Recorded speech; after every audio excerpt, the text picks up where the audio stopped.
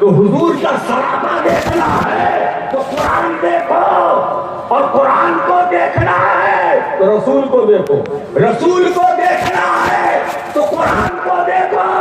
کیوں؟ اس لیے صوفیہ فرماتے ہیں یہ قرآن ہے کیا؟ الحمد کی الف سے لے کر والناس کی سین تک پورا قرآن محمد بن عبداللہ بن عبد المطلب کی صورت جسمانیہ کا نقشہ ہے۔ پورا قرآن الحمد کی الف سے لے کر والناس کی سین تک محمد عربی کی صورت جسمانیہ کا نقشہ ہے۔ تو جس نے حضور قرآن دیکھ لیا رسول کی زیارت ہو گئی، رسول کی زیارت۔ اسی لیے میں کہتا ہوں نبی کا علم دیکھنا ہے قرآن دیکھو، رسول کا اختیار دیکھنا ہے قرآن دیکھو، نبی کا اقتدار دیکھنا ہے قرآن دیکھو، نبی کی شان دیکھنی ہے قرآن دیکھو، نبی کا مقام دیکھنا ہے قرآن دیکھو، نبی کا مرتبہ دیکھنا ہے قرآن دیکھو، نبی کی عظمتیں جاننی ہے قرآن دیکھو۔ اس لیے کہ قرآن حضور کی تعریف ہی میں نازل ہوا، حضور کی تعریف میں نازل ہوا۔ اور ایک بات بتائیں، حضور کی تعریف تو حضور ہوئے معرف، حضور ہوئے اور پورا قرآن تعریف تو معرف کام مصطفیٰ معرف، اور معرف کہتے ہیں جس کی تعریف کی جائے، جس کی تعریف کی جائے۔ اور یہاں تھوڑا سا میں درسگاہ کی دنیا کی طرف چلوں، یہ معرف کیا ہے؟ باب تفصیل سے ہے نا، اس کا مصدر تعریف، عرف یعرف تعریفا فهو معرف، وعرف یعرف تعریفا فهو معرف، الامر منه عرف والنهي عنه لا تعرف، ہے نا؟ تو کبیر کا یہ عالم ہے تو کبیر کا عالم کیا ہوگا؟ ہے نا؟ تو عرفہ اس نے تعریف کی، اور معرف اس میں فاعل تعریف کرنے والا، اور جس کی تعریف کی جائے وہ معرف۔ اور باب کفیل کی خاصیت کیا ہے؟ بیان کثرت، بیان کثرت ہے نا؟ تو جس کی تعریف کثرت سے ہو وہ محمد ہے، جس کی تعریف کثرت سے ہو۔ اب بتاؤ میرے دوستو، سب سے زیادہ کثرت سے تعریف کس نے کی؟ اس معرف نے، اور وہ معرف اللہ خود صاحب قرآن ہے، مدعا ہے حضور۔ اب کون کر سکتا؟ اچھا ایک بات بتائیں دوستو، یہاں ایک علمی گوشہ آپ کے سامنے رکھ دوں کہ تعریف ہم کیسے کریں، یہ کرتے وہ کرتے، جملوں کے ذریعے ہے نا، لفظوں کے ذریعے۔ میں ادھر آؤں گا، وہ جدھر آپ ٹکٹکی باندھ کر مجھے دیکھ رہے ہیں میں ادھر آؤں گا، پہلے تمہید تیار ہو جائے۔ اب آپ دیکھیے ہر شبیر آرٹی صاحب کھڑے ہوئے تعریف کر رہے ہیں، تعریف کی تعریف کی۔ اب ان کے پاس جتنا مال مسالہ تھا، جو الفاظ کو جملے تھے، تو اسی کو تو پتہ دے کرے ہے نا۔ میں آپ کو بتاتا ہوں، مولانا عاصف تو یہ کہتے ہیں یا رسول اللہ تمہارے حسن کی تصویر کوئی کیا کھینچے، نظر ٹھہرتی نہیں عارض منور پر۔ جب آپ کے چہرے انور پر نظر ہی نہیں ٹھہرتی تو آپ کے حسن کو بیان کون کرے، ہے نا؟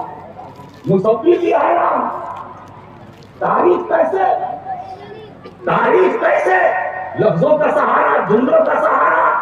ارے بھائی ایسا ہے کہ جملوں کی اپنی لمیٹیشن ہے، اب ہم کتنی محنت کریں، جتنا اسٹاف ہوگا انہی کا تو استعمال کریں گے۔ مگر میں دو مصرے سناتا ہوں، رخ انور تو کیا نقش قدم بھی تک پہنچ جائے، لیکن جملوں کی نہ ہمت میرے حرفوں کی۔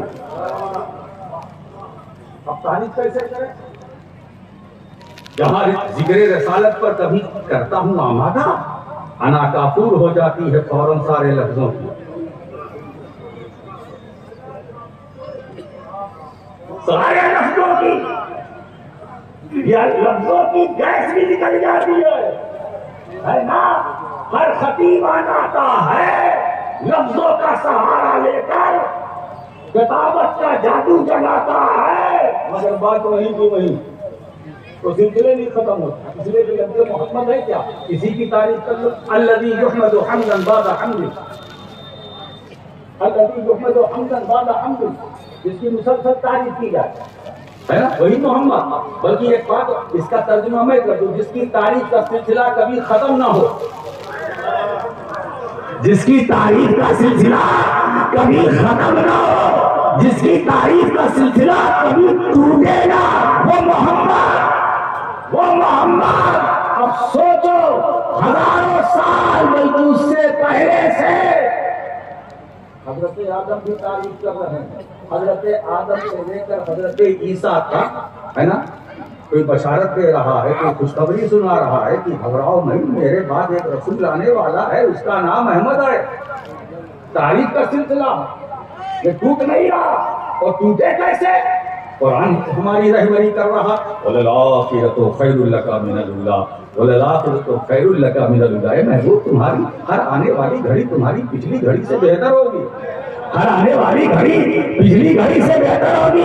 تو رسول کی جتنی تعریف کرو گے، تعریف کا سلسلہ گھٹنے والا نہیں ہے،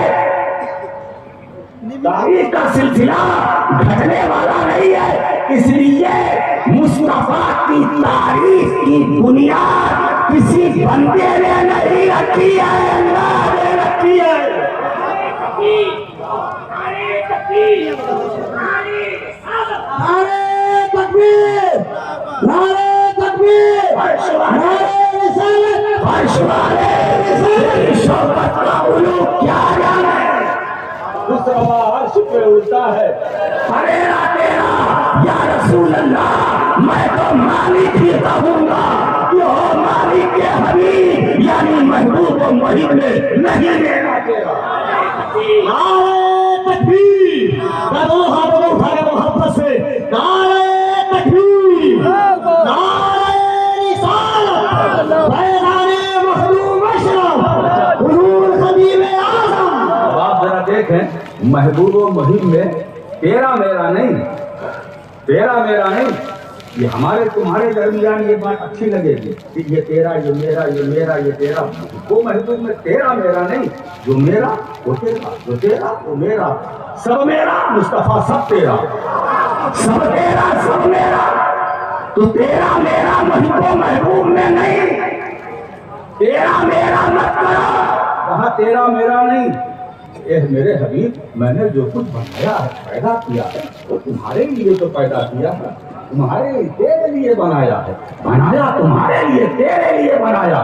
جنت بنایا تمہارے لیے، میزان بنایا تمہارے لیے، حوض کوثر تمہارے لیے، پل صراط تمہارے لیے. قیامت بھی قائم کروں گا، مجھے ضرورت نہیں ہے تمہارے لیے، تمہارے لیے مجھے قیامت کی ضرورت نہیں ہے. میں تو رب ہوں، عالم الغیب و شہادہ ہوں. مجھے معلوم ہے کتنے گنہگار ہیں، کتنے پرہیزگار ہیں، کتنے جہنمی ہیں، کتنے جنتی ہے. میں عالم الغیب و شہادہ ہوں. قیامت قائم کرنے کی مجھے ضرورت نہیں ہے. میں تو جتنے جنتی ہے جنت میں بھیج دوں گا، جتنے جہنمی ہے جہنم میں بھیج دوں گا. محبوب ایسا تو ہو جائے گا، مگر یہ کیسے ہوگا کہ تمہارے ہاتھ میں لوائے حمد کون دیکھے گا؟ تمہیں گنہگاروں کو سہارا دیتے ہوئے کون دیکھے گا؟ تمہیں میزان پر بچاتا ہوا کون دیکھے گا؟ تمہیں کوثر کا جام پلاتا ہوا کون دیکھے گا؟ تمہیں جہنم سے نکال کر جنت میں لے جاتا ہوا کون دیکھے گا؟ تمہارے سر پر شفاعت کی پگڑی کون دیکھے گا؟ اسی لیے تو والد گرامی حضور مفکر ملت نے دو مصرے میں اس مسئلے کو حل کر دیا. یہ حشر و نشر کی تقریب کیا ہے اس کے سوا کہ لوگ دیکھیں کمال محمدی کیا.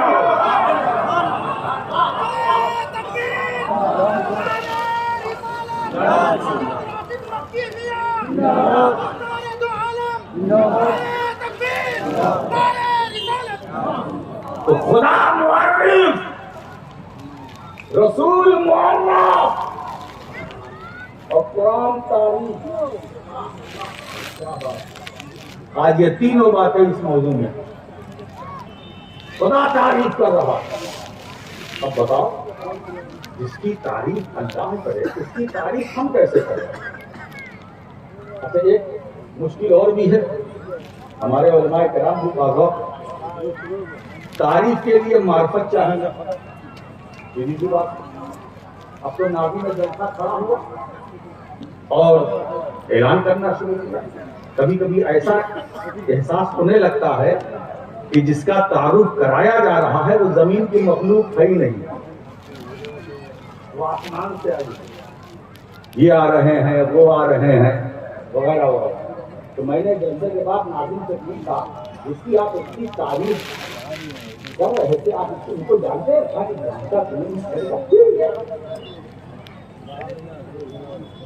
تو ایک صاحب سے بلکہ مجھے ایک واقعہ سنا کہ حضرات اگر میدان محشر میں جلسوں کانفرنسوں کے جو ناظرین ہیں اللہ نے ان کو بخش دیا، اللہ نے انہیں مغفرت فرما دی تو امت کے جتنے گنہگار ہیں بے حساب کتاب جنت میں جائیں گے.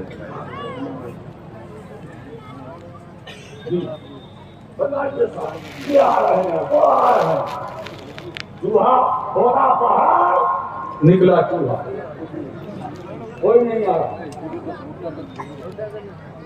تو معرفت چاہیے. میں پوچھتا ہوں اتنے بڑے مجمع میں اے لوگوں، میرا ایک سوال ہے، تم کس کے امتی ہو؟ بولو. میں علماء سے نہیں عوام سے پوچھنا چاہتا ہوں. حضور کے نا؟ تو جس حضور کے امتی ہو اس حضور کو آپ نے پہچانا؟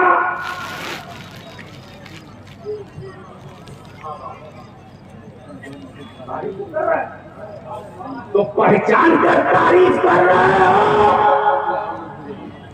یا صرف لوگوں کو خوش کرنے کے لیے؟ کسی نے پہچانا؟ جو علماء بھی بیٹھے ہوں گے اگر زحمت نہ ہو تو ہاتھ اٹھا دیں کہ ہاں ہم نے پہچانا. اب ایک اس راہ کے ایک مسافر کی بات میں سناؤں آپ کو. حضرت سیدنا بایزید بستامی اسی راہ کے مسافر، انہوں نے کوشش کی کہ حضور کی حقیقت تک میری رسائی ہو. تو خود فرماتے کہ میں نے معرفت کے سمندر میں غوطہ لگایا اور میں نے کیا دیکھا کہ میرے اور نبی کے درمیان 1000 نور کے پردے حائل ہیں. اور حضرت بایزید بستامی یہ بھی فرماتے ہیں کہ اگر میں ایک نور کے پردے کے بھی قریب جاتا تو جل کر راکھ ہو جاتا. اور کتنے پردے؟ 1000. سوچئے بایزید بستامی سلطان العارفین وہ ایک پردہ نور تک پہنچنا چاہا، نہیں پہنچ سکے. کیا سمجھے؟ اللہ نے اپنے محبوب کی حقیقت کو جو بنایا ہے وہ بندوں کے دیکھنے کے لیے نہیں، اپنے ملاحظے کے لیے ہے نا. جب میری مرضی ہوگی، میری مشیت ہوگی، میں چاہوں گا تو میں اپنے کارخانے ربوبیت کے شاہکار کو، جس کو میں نے پیکر حسن میں تراشا ہے، جس کے حسن و جمال کو میں نے نکھارا ہے، سنوارا ہے، بنایا ہے، جو میری کاریگری ہے، میں جب چاہوں گا، میری مرضی ہوگی، اس حسن کو میں دیکھوں گا، بندوں کے دیکھنے کے لیے نہیں، اپنے ملاحظے کے لیے. محبوب کے حسن و جمال کو خدا نے اپنے دیکھنے کے لیے بنایا، ہمارے دیکھنے کے لیے نہیں. اسی لیے جب حضور تشریف لائے تو حضور کی نورانیت پر، حقیقت پر اللہ نے بشریت کا لباس اڑایا، بشریت کا کمر. اب میں اس کو اس طرح سمجھانے کی کوشش کروں، یہ تار ہے کہ نہیں جس کو میں نے پکڑا؟ کیا ہے یہ؟ تار ہے نا؟ جی نہیں. اگر تار ہوتا تو میں اس طرح بیٹھا نہ رہتا. تار اس کے اندر نہیں، تار وہ ہوتا ہے جس کے اندر کرنٹ ہوتا ہے نا. اب اس تار اس کے اندر ہے جس میں کرنٹ ہے. یہ سائنس کا کمال ہے کہ اس سے ہم فائدہ حاصل کریں تو فائدہ حاصل کرنے کے لیے یہ سائنس کا کمال ہے کہ اس تار پر جس میں کرنٹ ہے اس پر بشریت کا کور چڑھایا، اس پر بشریت کو اس پر یہ کور چڑھایا، ربڑ کا پلاسٹک کا کور چڑھایا تاکہ ہم اس کو چھو سکے، اس کے قریب آ سکے، اس سے فائدہ حاصل کر سکے، اس کا فیض حاصل کر سکے، اس کے قرب میں رہ سکے، اسے پکڑ سکے، اپنی گرفت میں رکھ سکے، اسے ہم دیکھ سکیں، جب چاہے جتنا چاہے چھو سکیں۔ تو پلاسٹک کا کور چڑھایا، تار اندر ہے جس میں کرنٹ ہے۔ بات سمجھ میں آیا؟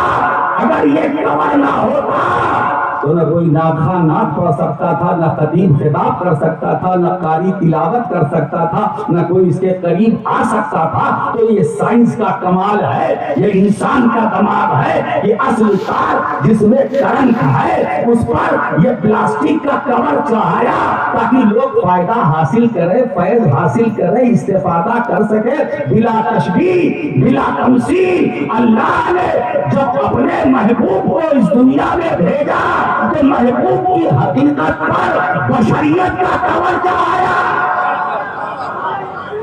بشریت کا کور چڑھایا۔ اے میرے محبوب، اگر تم اپنی اصل حقیقت پہ جاؤ گے تو بندے تمہارے قریب کیسے آئیں گے؟ جو قریب آئیں گے وہ جل جائیں گے، جل کر راکھ ہو جائیں گے۔ جب وہ جل جائیں گے تو تمہاری بات کیسے سنیں گے؟ تم سے فائدہ کیسے حاصل کریں گے؟ تم سے فائز کیسے اٹھائیں گے؟ تم سے استفادہ کیسے کریں گے؟ تو مصطفیٰ، اب میں تمہاری نورانیت پر بشریت کا کور چڑھاتا ہوں تاکہ لوگ تمہارے قریب آئے، تم تبلیغ کرو، وہ قبول کرے، اسلام پھیلے پھلے پھولے، اسلام کا دائرہ وسیع ہو۔ معلوم ہوا کہ بشریت کو دیکھ کر دھوکہ نہ کھانا، بشریت کو دیکھ کر دھوکہ نہ کھانا۔ کوئی کہتا ہے حضور نور ہے، کوئی کہتا ہے حضور بشر ہے، مکی راشد کہتا ہے حضور نور بھی ہے، حضور بشر بھی ہے، سرکار کا نور ہونا بھی حق ہے، سرکار کا بشر ہونا بھی حق ہے۔ حضور نور ہے، جملے پر غور کیجیے گا، حضور نور ہے یہ بھی حق ہے، حضور بشر ہے یہ بھی حق ہے۔ حق دونوں، حقیقت کوئی نہیں، حق دونوں، حقیقت کوئی نہیں۔ حقیقت کیا ہے؟ آؤ حضور ہی سے پوچھ لیا جائے، یا ابا بکر لم یعرفی حقیقتا خیر ربی، اے ابو بکر میری حقیقت کیا ہے میرے رب کے سوا کوئی نہیں جانتا۔ تو میری معرفت صرف نعرہ تکبیر، نعرہ